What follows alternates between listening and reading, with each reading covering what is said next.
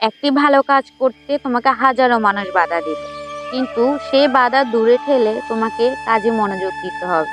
আর তুমি যখন সফল হবা তখনই মানুষ ধন্য ধন্য করবে। হ্যালো এভরিওয়ান, চলে আসলাম আমার নতুন কিছু রেসিপি নিয়ে আমাদের ছোট্ট মাটির ঘরে। প্রথমে রান্না হবে মাছের ভুনা, তেলাপিয়া মাছের ভুনা। চলো রেসিপিটা পুরোটা দেখে আসি।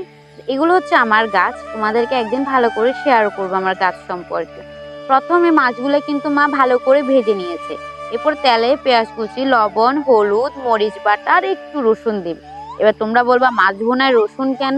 রসুনটা দেওয়ার কারণ হচ্ছে ওই যে তেলাপিয়া মাছগুলো যেহেতু হাইব্রিডের, একটা গন্ধ থাকে, ওই জন্য মা একটু রসুন দিয়ে দিল। এখানে মাছের তরকারিতে জল দিয়ে মা এখানে মাংস মাখতে বসে গেছে। প্রথমে মাংসগুলোকে ভালো করে কুটে পরিষ্কার করে এখানে নিয়ে নিয়েছে। ভালো করে একটু মেখে কতক্ষণ রেখে দিবে, খেতে খুবই ভালো লাগে। প্রথমে তেজপাতা, লবণ, তেলটা পরিমাণে কম দিবে।